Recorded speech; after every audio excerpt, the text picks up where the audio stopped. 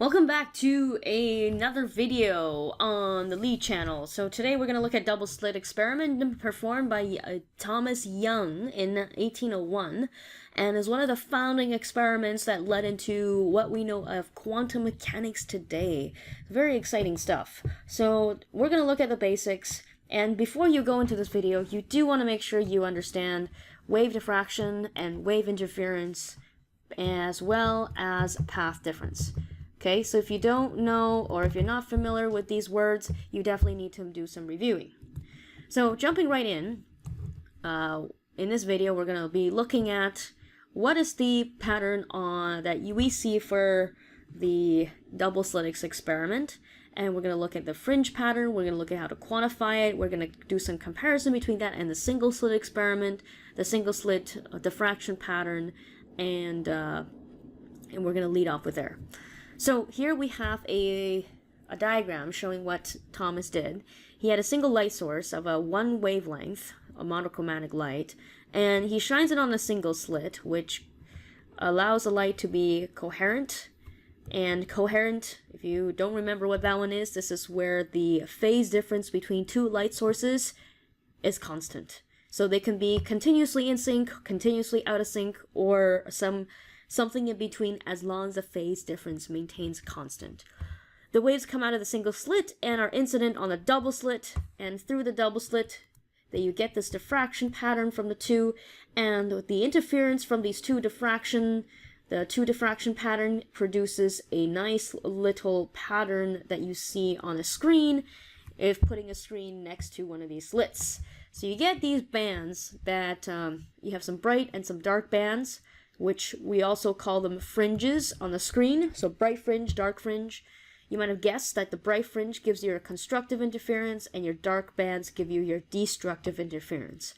On the demonstration in the class that we did, you can see kind of the intensity of each of these bands are relatively the same. They don't vary by too much, especially in the middle band. And also what I have on this diagram is that we have some orders. So the value of n, which we talked about before, number of wavelengths, will come into play when we talk about the order. The middle one being 0, the path difference being 0 in the middle, and then first order, second order, third order, etc. Okay, so then we can take a look at what that means. So going straight into path difference. So path difference, we looked at it. I used delta L for path difference. On this diagram over here, you can take a look at these two sources. These two sources, or in other words, the two slits, the light coming through these slits will travel a distance of, I'm going to call this x1 to a particular point on the screen, and then s2, this will be traveling a distance of x2 going to somewhere on the screen. And this is the shortest path that the wave takes to get there. So the path difference being x2 minus x1, there's another way to express it using this d sine theta, which I'm going to explain right down below. Now this diagram is a relatively accurate description of what this looks like in real life, but to simplify the math, we actually do a bit of approximation. We use something called the small angle approximation. The small angle approximation kind of looks like this. If I go zoom into this picture here, imagine that I have the two slits. They're kind of side by side. They're very close in relation to the screen. So because the slit distance between the two slits are so small in comparison to the distance all the way to the screen, which I'll call D for now, we can approximately say that these two lines, the two light beams, are traveling relatively close to each other side by side. And being side by side, if we zoom in all the way to the two slits, if they're traveling side by side, we can say they're roughly parallel with one another. And if they're roughly parallel with one another, then we kind of get this two straight lines kind of going off. This angle here being the angle between the light beam, and the shortest distance from the slit to the screen itself, that being the theta value, and this being point P. So if we kind of zoom in like this, we can kind of show a few things.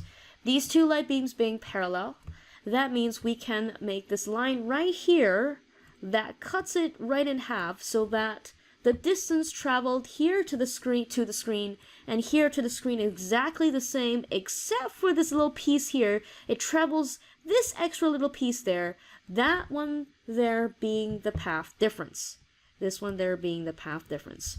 So what does that mean? Well, that allows us to do a few little geometry notations here.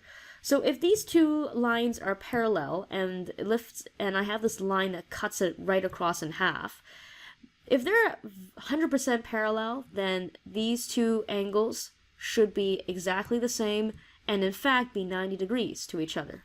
And so that makes this angle 90 degrees as well. So if we take a look at a bigger diagram that is shown here below, this is beam number 1, beam number 2. This is the extra little distance that it travels. Here's my right triangle over here. Here is an angle between these light rays and the middle line, this theta angle. I'm going to show you why this theta angle is this one particularly, because that has significance later on. So if I take this angle here, that means since this whole angle is 90 degrees, and if this angle is theta, that means this angle must be 90 minus theta, because this whole thing is 90 degrees. And then, since I have a right triangle over here, and if this is 90 minus theta, this is 90 degrees, this must be theta. You can replay this video or this section if that didn't quite make sense. Okay, so go over that, think about it, why that is so. So I have theta up here, okay, so that's going to be important. And then because as the light rays kind of go off and then say they intersect roughly at infinity, which is on the screen somewhere, we're going to need this angle there to help us look at the relationship for path difference. So if we take this guy and then we kind of zoom a little bit more and just into this section here, we have your right triangle that is right here. You have the 90 degree angle. You have this angle theta, which we just looked at. Okay, and then we also found out that this side here is your path difference. And based on geometry, we can actually use that angle theta, use this thing called the d, which is the distance between the two slits, to show another way of writing the path difference, which is d sine theta, and I'll show us why. So since sine theta, which is opposite over hypotenuse, that is this side over the hypotenuse, which is your d, I have this being the path difference over the distance between the slits. So that's d. If I move the d up, I get delta L, which is our path difference, equals to d times sine theta. And that is exactly what I'm going to write up here. So that's my path difference is d sine theta. And we know for constructive interference that path difference is whole number of wavelengths, or n times wavelength. For destructive interference, it is the opposite, half number of wavelength differences for the path difference. So we can write that for constructive interference that delta L is equal to or in other words, sorry, not delta L. We can write n number of wavelengths is equal to d sine theta. And for destructive interference, my n plus 1/2, all of that times my wavelength, or half number of wavelengths, this is d sine theta, which is my path difference. And if you want to take a look at a better video, there's one over here, better diagram, there's one down here as well. So moving on to the next piece, we're going to need these two expressions for the next part, which is relating it to the distance to the screen and the fringe spacing, which is something we need to talk about. So the fringe spacing, and in actuality, I'm going to use S for the distance from the middle to, actually I'll use big S. Imagine that's some big S. The big S between the middle of the screen to P. So that is your S. Okay, that's what we've been looking at all this time. So here we have a diagram. And this diagram here shows that the distance to the screen, I'm going to use D to be consistent with your data booklet. We have our theta, and we also have the distance from the middle to the first, or to the fringe of interest, which I am going to use S, or actually big S for that matter, because in your data booklet is slightly different. So we know that tan theta from this triangle here, we have S and D opposite over adjacent. That is big S, which is big S over big D. And we also know that sine theta is equal to this is our path difference. This is our path difference over the distance between our slits, which, no, that was small d. And again, we're going to use a small angle approximation again, similar to above, in which when the angle is very small, we can say that the sine theta is roughly equal to the angle itself, and same thing with tan. Therefore, we can say that tan theta is roughly the same as sine theta.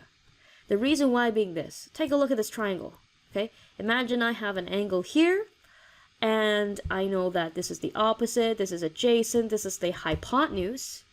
Imagine that this side of the triangle collapses downwards, making O very small. If I make O very small, then think about this. Since tan is opposite over adjacent, and sine is opposite over hypotenuse, if O becomes very small, this whole thing also becomes very small. If both of these become very small, then they get to a point where they're roughly the same. And you can also confirm this by looking at a sine graph, by zooming into this point, compared to a tan theta graph. And you zoom in here, these two parts are going to be roughly the same if you go close to the origin. And that's the level of, that's how small we're talking about. And since these two are now similar, I can write tan theta as roughly sine theta. So that means, let's say that assuming small angle approximation, we have big S over big D equals to the path difference over the distance between the two slits. So if I want to look at constructive interference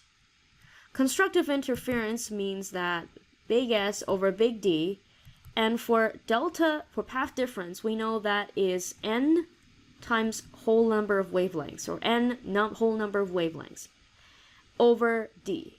And if we rearrange this, solving for D, making D go up here, and if we move D up here, then we get this equation here. And I'm going to change that to big S, and that's actually n, just to make things consistent with one another. So that's our bright fringe. That's the big S. That's the distance from the middle of the screen to where our fringe is. And the n over here talks about the order.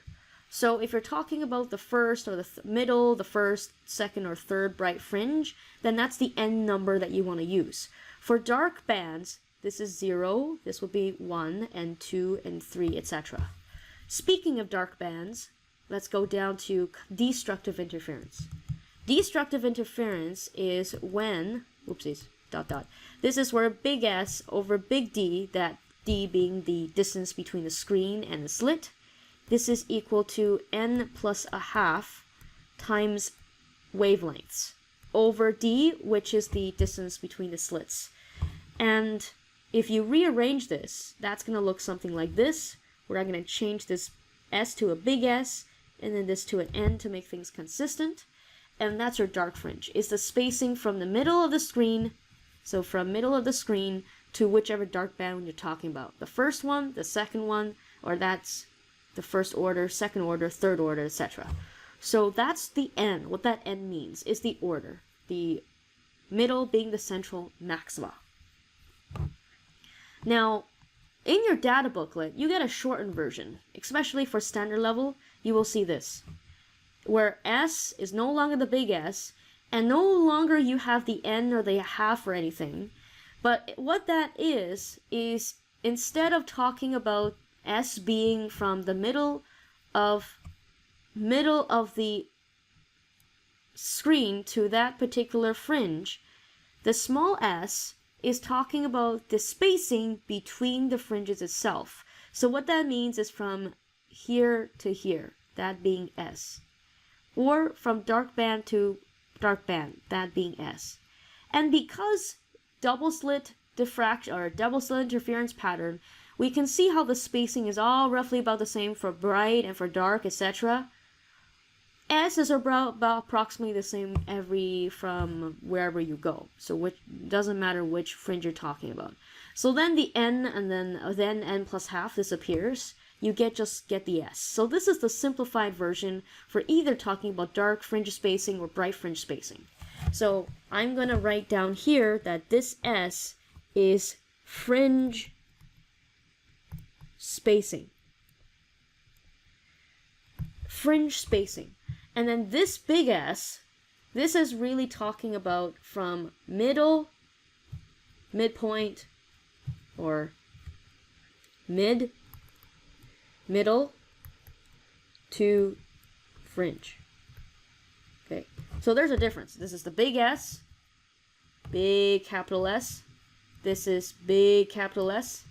This is lowercase s, okay? And your data booklet shows the simplified version. But I want to show you where that's then, whatever I just showed you explains where that simplified version comes from, okay? So that's why we did all of that. Okay, I will go over example how to use that at the very end.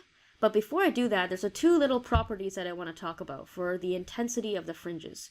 You saw that the intensity was roughly about the same. And if you want to look at this fringe spacing, this is a good example on the graph. You can find this fringe spacing here, okay? And then on the graph, you can kind of read it. This is about -1, this is about halfway. So the fringe spacing you can find from this graph being about half of a centimeter. So 0.5 centimeters is your fringe spacing.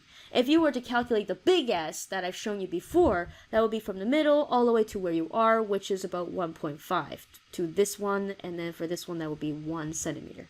Okay, so there's a difference between the small s and the big S. Most of the time you'll be dealing with the small s. Higher levels, you probably be dealing with the more complicated or the situations with the big S's and later on. So more on that one later, but focus on the one in your data booklet first. So according to these two diagrams, you can kind of see how in the first diagram the intensity is roughly about the same. In the second one, there's a bit of a change. So what makes that difference? First of all, let's go and talk about if you have two coherent sources where the two light sources interfere constructively, you know that the amplitude has to double. And knowing that the intensity is related to the square of your amplitude, your intensity in this case would quadruple. Okay? Now, when we talk about the first case, this is roughly where your slit sizes are very small. The slit widths are very small, so much they act like point sources. If they're like point sources, you get something look like that. But that doesn't happen in real life. In real life, the slit width is not going to be negligible. There's going to be some amount of slit width. It's not going to be negligible. So your two slits, the light coming from them, are not going to be like point sources. Ideally, it'd be nice if they were, but of course they're not. And since they are not, you get some diffraction happening, which is why the intensity kind of follows a little kind of rough circular this little pattern here, which is very high in the center and then very low in the middle. And that kind of has to do with, if you take a look at the geometry of all this, you have two sources here. If imagine you branch off over there, that distance all the way there is going to be a lot longer compared to the middle. So then the intensity, of course, is going to drop off, going from the middle all the way to the side. And it has to do with the inverse square law, where your intensity is proportional to the 1 over r being the distance away from the source itself. And that has to do with 6.8 as well. You can look back at 6.8. So where can you see more diffraction? And how does diffraction have to do with the single slit? Now we can do some comparison. So on the last page here, you kind of have a diagram. I have a single slit pattern and a double slit pattern. And you can kind of see how you have this very similar overall structure or framework. But the double slit pattern has a little bit more bands going on in between. Notice the central band or the central the smear in the middle. For a single slit pattern, that whole thing is continuous. But for double slit pattern, you've got these little discontinuous lines, which are your fringes. But then everything else kind of looks aligned. And if you take a look at what's happening here on this diagram here, you have the intensity pattern that's going off and taters off here. But then for the single slit, everything is all smeared together. And almost as if there was an envelope, a single slit envelope that kind of overlaps with that of the double slit pattern. So that's kind of what you see there, which you can see all the overlapping part. I don't need you to really know how to quantify all this. As for higher level, this is something that you're going to be looking at later. I just want to show you the differences between the two interference patterns. And then next, we're going to talk about how to quantify some of these things. How do you use this equation here in your data booklet in a question? So example 1, in a double slit interference experiment, the two slits are separated by a distance of 4.2 times 10 to the power negative 4 meters, and the screen is 308 meters from the slits. That is so far. That's crazy. Anyways, determine the wavelength of the light used in this experiment.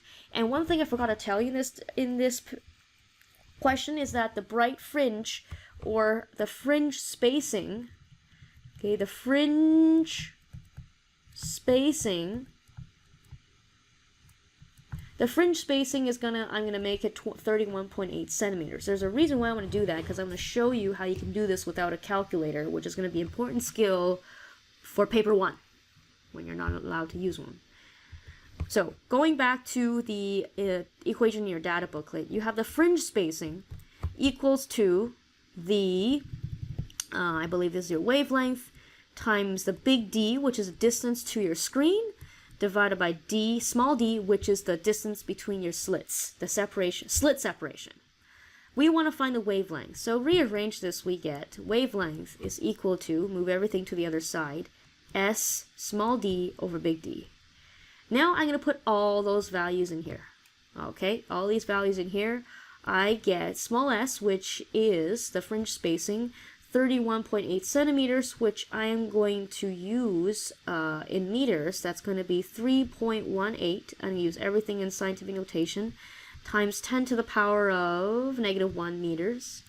And that's going to be multiplied by my small d slit separation by 4.2 times 10 to the power negative 4 meters. And then this all divided by the big D, which is 3.18 times 10 to the power of 2 meters. So how can you do this without a calculator? Here, I'm going to write my answer purple. Take a look at the units. Units here cancel. You're left with units of meters. Perfect.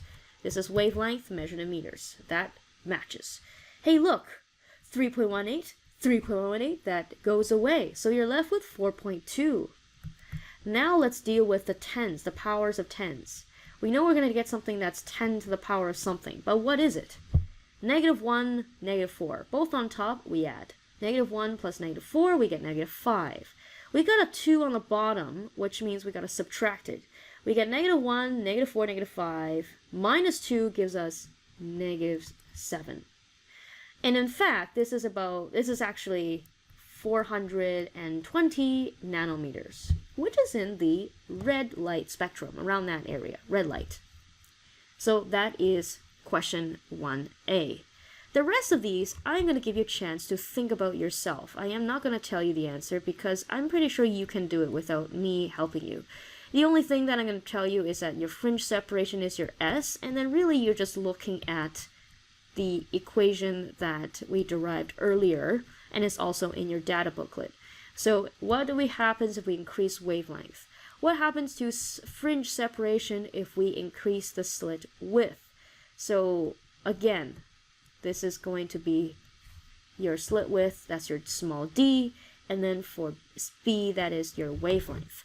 Now, knowing how to answer these questions is one thing.